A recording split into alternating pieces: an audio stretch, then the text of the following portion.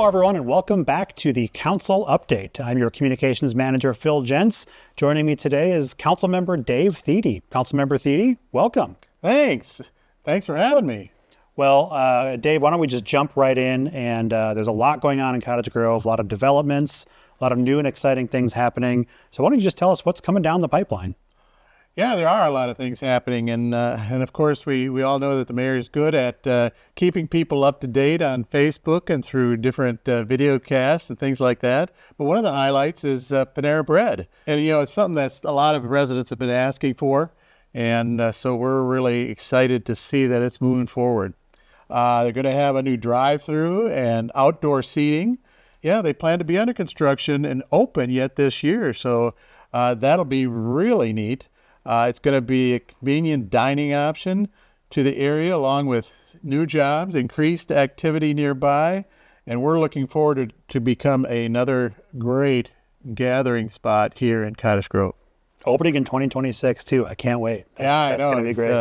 It is something, yeah. Well, that is really nice, and I also understand that there's a lot going on in the world of housing. So why don't you tell us what's happening there? Yeah, we're continuing to see a lot of growth in that area. And the growth rate, though, is something that we do watch and manage closely to make sure that we're not growing too fast to outpace city services and in the schools and things of that nature. We have a few new housing developments coming soon that are offering a mix of options for families, first-time buyers.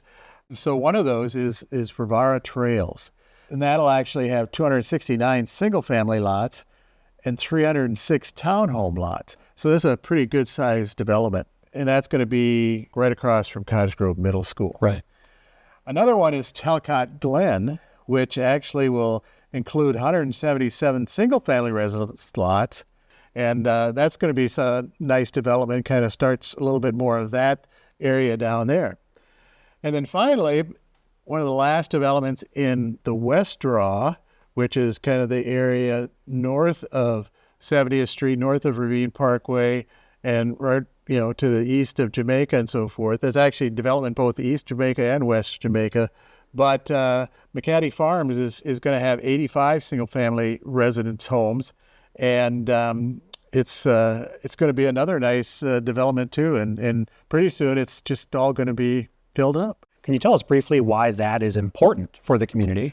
Yeah, we actually did some different studies, and actually had a formal study called the Maxfield Housing Study, which we just recently did. But, we were being told that we had a ton of nice single-family homes and so forth, but we really weren't getting, some of the multifamily housing and some of the other townhomes and things like that for the aging population and so forth.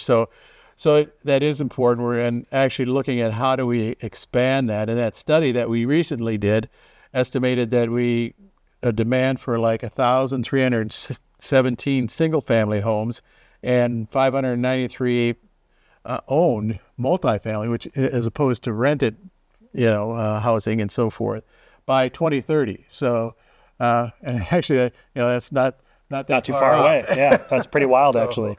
Yeah. And then obviously, it's the old catch-22. You get more housing options, and then people always want different businesses and things like that. So that brings that businesses and just continuing to expand the vibrant community and activities. The old adage, rooftops over retail, right? Right. Some of those new businesses follow where the people are moving to, which that definitely, some of that makes sense. Well, Councilmember Thiede, I know you're busy, and that already was a lot to cover, but it's important. It's important for the folks to hear kind of what's going on in the community. And so thanks so much for joining us for this council update to tell us all about these developments. You betcha. Thanks. Well, thank you all for watching, as always, to the council update. Thanks to TrueLens Community Media for producing these videos, and we will see you all next time.